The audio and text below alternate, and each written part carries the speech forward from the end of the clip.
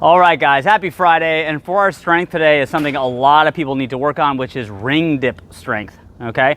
So we've been doing this with strict pull-ups and push-ups. It's gonna be every 2 minutes for 5 rounds. We're gonna do 5 to 10 ring dips, okay? So again, really focusing on quality here. There's a couple main points with the position. So the first is the top, the support position or the finish position, okay? So you wanna be able to get your arms locked out with a slight turnout. What I mean by that is you don't want the elbows to be this way, okay?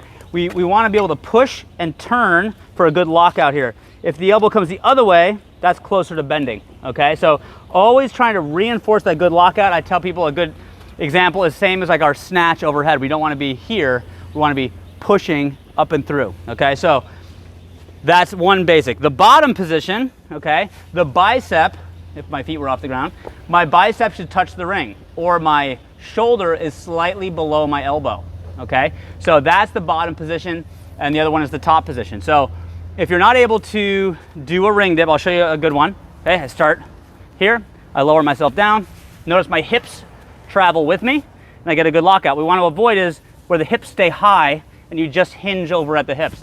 You want your whole body to move. The idea is we're not just working on a ring dip, but ideally we are someday maybe able to do a ring muscle up, okay? So we want to be able to move our whole body weight down and up, all right? The way that we make this easier is to use a band. So if you use a band, you put your hand just on top of the band like that. On the other side, you can choke up to give a little bit more support. Put your foot in the band, okay? That helps hold the rings together and give you support through the range of motion, okay? So one scaling option would be to work 10 to 15 seconds just holding the top ring support. So just try to jump up or use a band if you need and feel that turned out, count for 10, lock out. Rest a second, and then again, use a band if you need. Hold the bottom position. Pick up your feet, hold that position, 10 to 15 seconds, and then work into some, if you follow me to the box, some box dips, again for maybe 10 reps or so, okay? So remember, box dips, it's harder with straight legs, easier if you use bent knees, okay? So that's a couple ways that you can scale. I do want to show you the straight bars as well. All right, guys, I wanted to show you the straight bar variation because this gets rid of that ring instability, allows you just to work on the pressing strength. So at each gym, we have something slightly different, but again, this is an awesome place to start. At Venice, you have to come outside and use these parallel bars. At Culver City, we have they're called the Matador bars that attach to the pull-up rig. Again, there's a lot of people that can do these really well. You can also use a band, but this allows you just to work on the pressing strength and not worry about the rings. So same thing with the band, you can just put it over, put your foot in, and work on. And you can see it's just significantly easier to maintain control. So that's something that you can try as well. If you've never done it, I highly recommend trying it. And that's it for our strength. Let's talk conditioning. All right, guys, conditioning, we have a 20-minute conditioning, so it's a little bit on the longer side. We've got 5 deadlifts, 15 toes to bar, 15 box jumps, all right? So I'd recommend starting, kind of pacing this a little bit. 5 deadlifts only. This is kind of the standard deadlift weight. If you did the open, it's the same weight there. This should be moderately heavy, okay? Something that you could definitely do 5 in a row with if you wanted to. Maybe you'll game it. Maybe you'll go to 1 rep at a time in the later rounds as you get tired. But again, here are the basics. Step up to the bar, okay? Feet are right under the hips. Push my hips back so I have a nice flat back. Grab the bar, squeeze at the top, all the way up. If you're gonna touch and go, so connect the reps, really focus on keeping the bar close to your body, tap and stand, okay? Keep the back nice and flat, okay? If you feel good, that's how you're gonna do it. If you get tired, you're gonna pick it up, drop the bar, reset, and do 1 at a time, okay?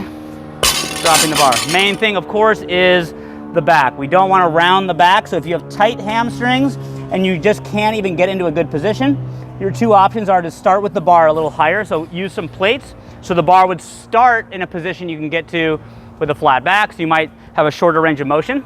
Okay, that's one option. Option 2 is to do a sumo stance with the arms in the middle, and that takes some stress off the low back and helps with hamstring flexibility. So that's the deadlift. From there we go to 15 toes to bar, okay? Decent number of reps, particularly for the number of rounds. So you'll probably have to break these up as you go. Most people, again, scale with knee raises, but I'll give you a couple other options. So from the side, looking at linking those movements together, keep the knees close to your body. Okay, nice steady reps. If I go to singles, all right, it's gonna look more like this, where I start with my feet behind the bar, I kind of swing, pull, touch, drop back down, and just start chipping away 1 rep at a time, okay? You can do knee raises, okay?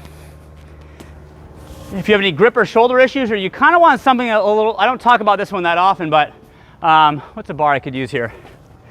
You can try doing kind of single toes to bar, starting with your feet on the ground, okay? So try to find that arch position, okay?